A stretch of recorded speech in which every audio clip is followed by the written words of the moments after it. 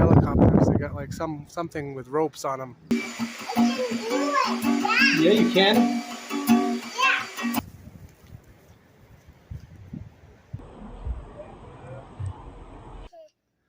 Pลูกต้นไม้เดี๋ยวจะปลูกต้นไม้เนาะ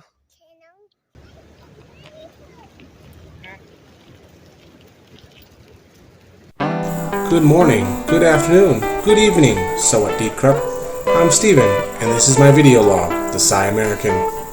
It's about life, family, living, exploring, creating, fixing, and building. Brought to you initially from Thailand, and now the United States, where I'm originally from, and now located with my family. Here you'll get Thai American perspectives, insights, experiences, opinions, advice, and other unique content about both of my home countries, Thailand and the USA. This is in addition to some music, including both original compositions and covered renditions of songs that inspired me within a passion which I hope to relate to the world through this vlog. If you like what you see and hear here, be sure to give me likes, comments, and subscribe so as to not miss any updates. Khop kun krap.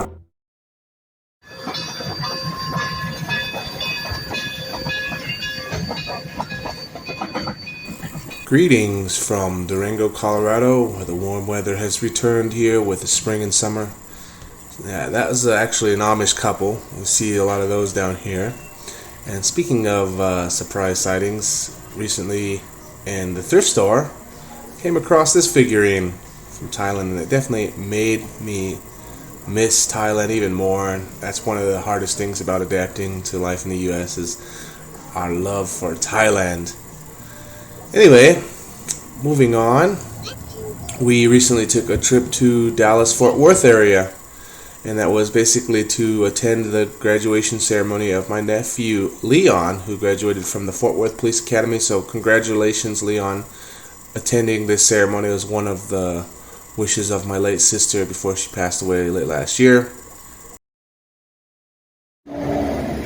Hey! Where are you at? Dallas, huh? Oh, Texas flag, yeah. And American flag, too. Yeah, we didn't get to spend as much time as I'd like to have spent there. Only about an hour or so in town. We had a long drive back to Durango, but one of the places we visited was Pacific Park, as well as another park as you see on the map there, Carpenter Park. But Pacific Park has got, just as you see here, there are some homeless people sleeping randomly in the day, but it wasn't too bad. And a lot of open space, and of course the seesaw. And the other park we went to nearby here is Carpenter Park, and they had a lot of fountains that we could kind of play in. And Aries had a little bit of fun, a little taste of Dallas before we hit the road.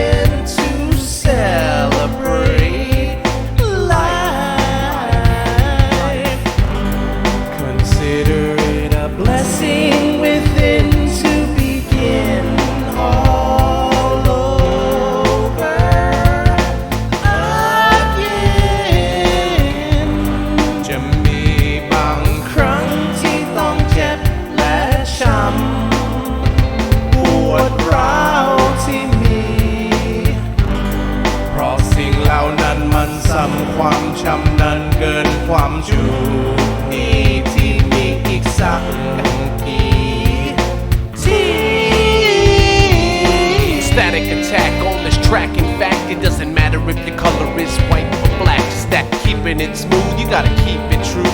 This verse and refrain oughta keep it smooth. Let's groove.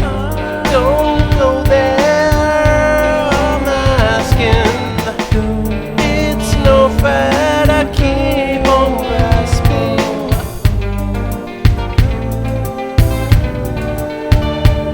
It's over. I feel closer to you. I'll care for you.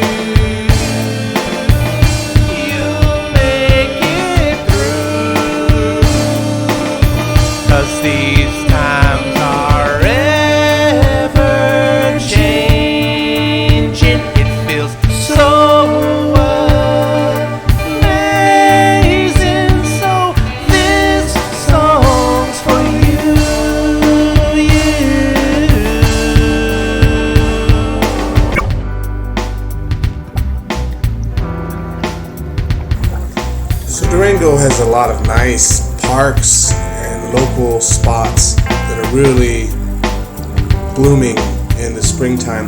This particular one is Junction Creek. It's one of the local parks. It's actually called Brookside Park here, where there's playground access and of course the creek bed, which I just love to go and walk barefoot in. Kind of brings back memories of my childhood, stopping by at mountain creeks and just dipping your feet in. Definitely a worthwhile activity to do to bust some stress. You can do this anywhere in the world, of course.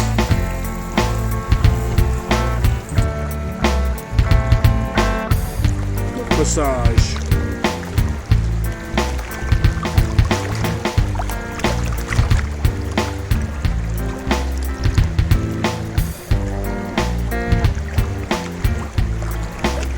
I reckon this water is 40 something, possibly 50 Fahrenheit. So whatever that is in Celsius, I should know this. 10, possibly 8 Celsius. Not quite freezing, but it's melted freezing water basically. Glacial snow melt is running off into this creek, Junction Creek, one of many creeks that feeds the Animas River down here on the Animas River basin, southern Colorado.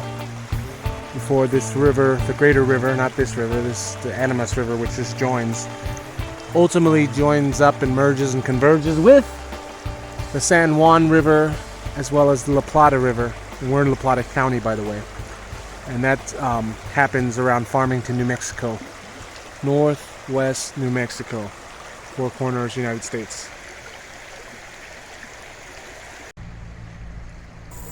One of the unique things about Durango, or many of the mountain towns in this part of the world for that matter, is the nature and wildlife. And so you don't really have to go far to see it. It's kind of like an open zoo. And this is in the city of Durango near Junction Creek, as you just saw. And of course they're just deer grazing, and they're not very afraid of humans as long as you don't go and try to rush them or anything. They'll just mind their own business and that you mind your business. And so they fertilize a lot of the grass parks and a lot of the yards here because they just forage throughout the city of Durango, and it's a common sight. There's obviously not hunting going on here in the city proper, and so the deer are pretty accustomed to humans, and so it's good. It's kind of like, especially if you have kids, to see these kind of sightings of deer just grazing grass. And like you can see, I'm pretty close to them and they're not running off, as long as you don't rush them, I said. But yeah, you can see a lot of these, and I've definitely, this past spring and summer, you see them all the time. At first I'm kind of like hesitant, like, oh, if there's deer, that must mean there's predators around the corner. And there are mountain lions and bears in this part of the world too. And so, but generally speaking, the mountain lions and bears, they don't really come into the city except at night when they're looking for food in people's trash cans and such. Of course, mountain lions don't go into trash cans, but bears do. Mountain lions will generally go after cats or raccoons for that matter. But yeah, the deer, they're just grazing along the river and different parks. And so anybody who wants to see the nature up close, Durango's the town to come to. And I'm sure it's not just Durango. There's other mountain towns throughout this whole region that we'll get to eventually.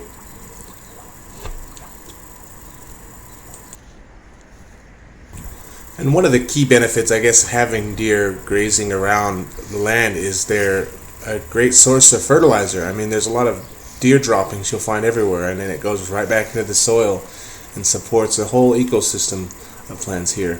And a lot of people think about, oh, deer, they're good for hunting, and yeah, they probably are in certain areas, but just having them around grazing on a lot of the weeds, basically, they eat a lot of the dandelions, and they leave behind a lot of fertilizer to keep it going.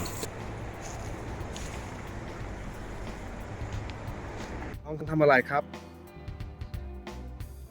ทางบ้านเหรอทำสวนทำการ์เด้นใช่ไหมปลูกต้นไม้เดี๋ยวจะปลูกต้นไม้เนาะครับผม some reinforcement cheers. Yeah, essentially we've got an open zoo in Durango a lot of the time. Deers, raccoons. Like I said, there are mountain lions and bears, but luckily I haven't had to see any of them up close yet. So But yeah, as you can see, our place is a little bit looking like a construction site with a lot of materials. As I mentioned in my previous update, collected a lot of lumber and a lot of materials for upcycling for future projects. As you can see going over there, we got a little garden bed that was just starting to reinforce at the time with some 2x4s and ensure that it's braced properly so there's not a lot of potential for landslide on that little slope there on the part of the property. And that particular side of the land, because it's basically on a hill, so we don't get like full 12-hour sunlight, so it's kind of going to be hard to grow here, but there are some sunny hillsides that should get some sunlight. I don't know about if I can do too many herbs, and not to mention with deer coming through here, this is one of their corridors here, so I've got to really be picky about what I grow and how I grow it, because not only the deers, there's definitely raccoons as well that'll come and dig up and eat something if it's anything that they like. But typically they tend to eat grass and dandelions, so, but who knows, if I start picking up, growing things like tomatoes will also be problematic for birds, of course. So I've got to come up with some kind of protected agricultural solution, which I've got going now. In this particular clip that I'm only starting there, but we'll definitely share with you in the future once we get more seedlings that we can transplant. But yeah, these deer, they're just grazing, and it was good for, we didn't have to go to the zoo or anything, just right through our yard. But anyway, yeah, that's pretty much what's going on in Durango here this spring and summer. A lot of gardening, a lot of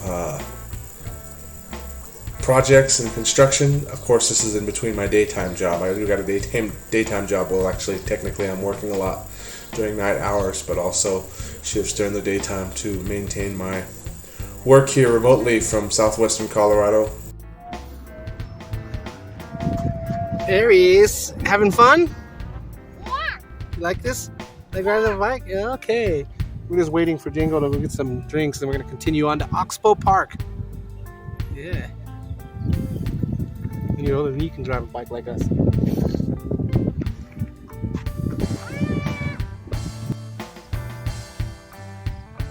Oh, playing with the dust and dirt. Animas River. Here. North of town, north of Oxbow Park. The Oxbow Nature Reserve trails go way on yonder in the north there. Yep. I'll fall down now. Look at the boats, yeah. Look at these boats here, look. Yeah. Life is too short to shine, there's not much time to hesitate. To fight for what is right, don't waste, but embrace your soul's calling. ก็คงไม่บังเอิญทางเดินนั้นมันสั้นเหลือเกินแต่อย่าลังเลนะลูกทำสิ่งที่ถูกต้องก็ต้องปกป้องนั้นเอาไว้แต่อย่าเบื่อจุดมุ่งหมายของจิตวิญญาณ What's left to say? All you need is faith. Don't let your vision become a decision between love and hate. Just wait, keeping it real. You gotta keep your cool with your eyes on the prize, so it's not to be subdued like a tool, a fool. Don't worry, don't bother. Your time will come to prosper.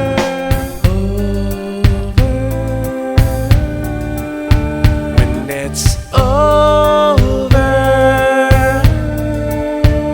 I feel closer to you. I'll care for you. You'll make it through. These times are ever changing. It feels so amazing. So this song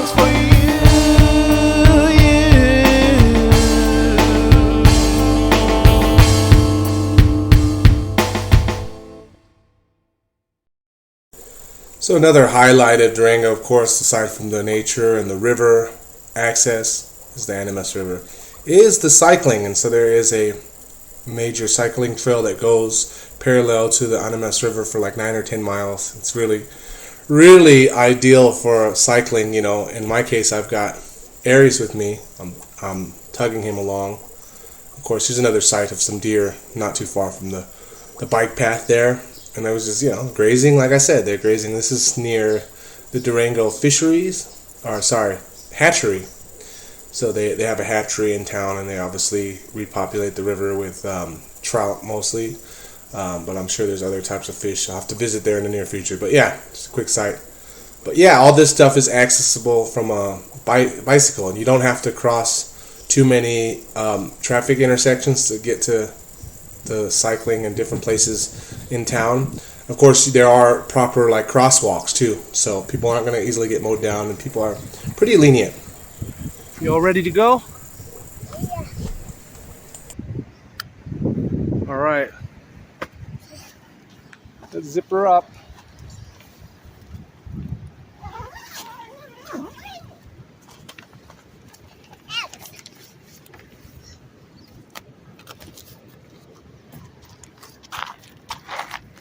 Hey, buddy. You ready? Yeah. Thumbs up? Yeah. Okay.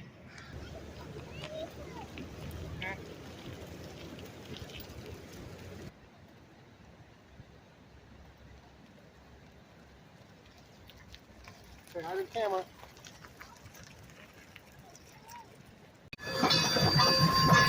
I hear the train a-comin', it's coming round the bend.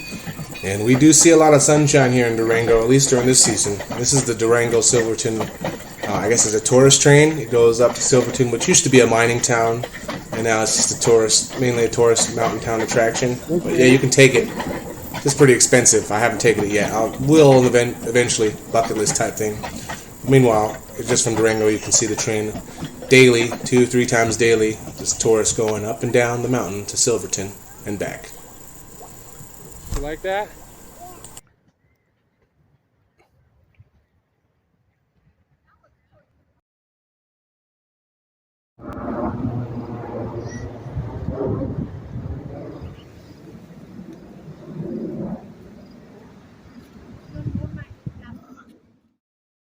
So yeah, another thing that happened earlier this spring, we had a little fire scare. So there's a lot of wildfires in this country in general that happen, especially during like spring, winter, drier times of year.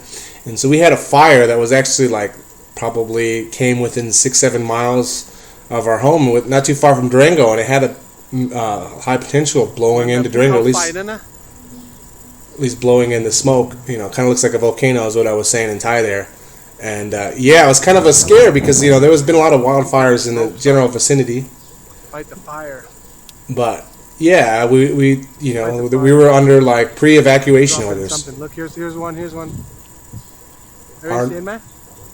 Our neighborhood would have been the first to be evacuated had the fire spread into Durango, but they were pretty diligent about putting it out.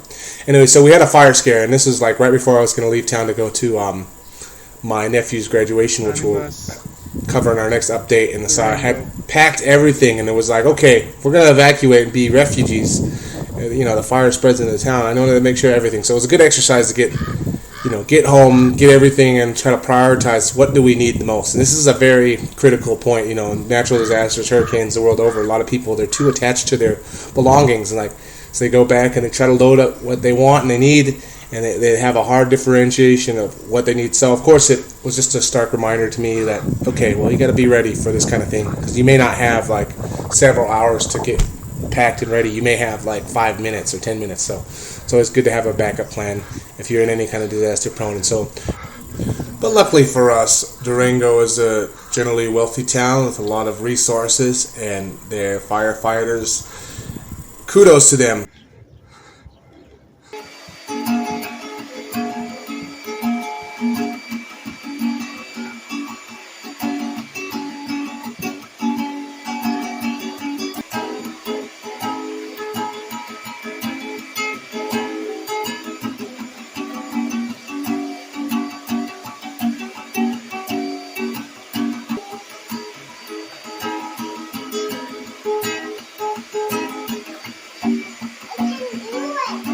Yeah, you can.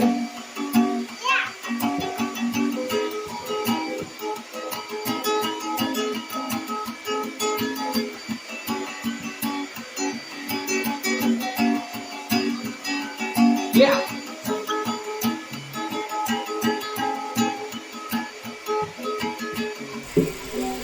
Well, to close this out, leave you with a clip of Aries jamming. He's getting to that age soon where he can start to learn how to play properly.